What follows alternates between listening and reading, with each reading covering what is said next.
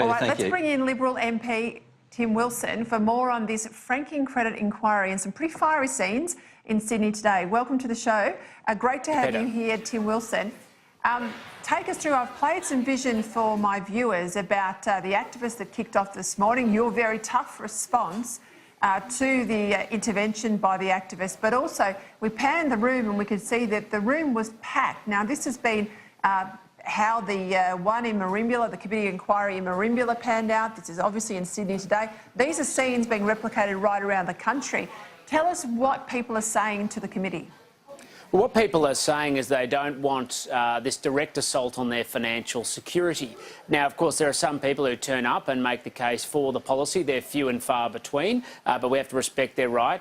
But the vast majority of people are saying they don't want Labor's retirement tax. And you hear often, there was a woman today who talked about her 101-year-old mother and how she gets by on her scraping together about $6,000 a year.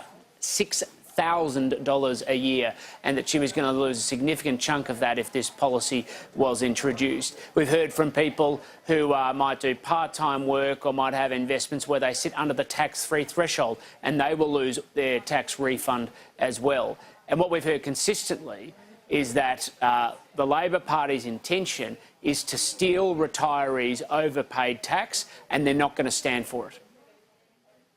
OK, you make the point there that they are modest incomes, a lot of the people affected by this policy. There's a million of them right around the country.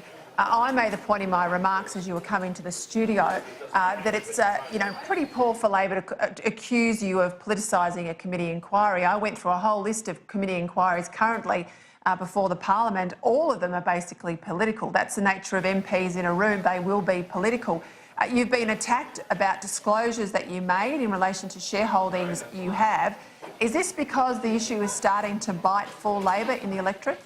Oh, there is absolutely a consistent, a clear and a targeted smear campaign against myself. And the only reason they're targeting me is because they want to shut me down, so the inquiry gets shut down, so the people who are going to be affected by Labor's retirement tax are denied a voice. That's what this inquiry is about. It's, people, average Australians who feel silenced or unable to be able to stand up on a platform and be heard. And that's what's being pushed out because people are coming out quite directly and saying it on the record.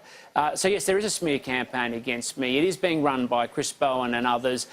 They're welcome to do it. But at every point, they've constantly talked about conflicts, but they've never actually demonstrated or articulated what it is. And I say, bring it on. I just want to quickly ask you, are there any more committee hearings that people can go along to? Is there a way people can make submissions to your inquiry? Those who haven't yet gone to one of these events, how can they get involved? Well, they can, if they want to just submit make a submission, they can go to aph.gov.au/economics. But if you want to join the campaign to stop the retirement tax, you go to stoptheretirementtax.com.au. Now, we have a series of hearings yet to come up in South Australia and Western Australia and Victoria as well. We've had them in Queensland and New South Wales. So if you keep an eye on and sign up to the campaign, you'll will actively be telling people when hearings are and when they're able to attend and have their say. Right, thank you very much for that, Tim Wilson. Good luck. You had a strong voice today when you had to deal with that protest. I suspect you'll have more of them coming up, but I'll put all of those details up on my Facebook page so people can find them easily enough as well. Thanks for your time tonight. Thanks, Peter.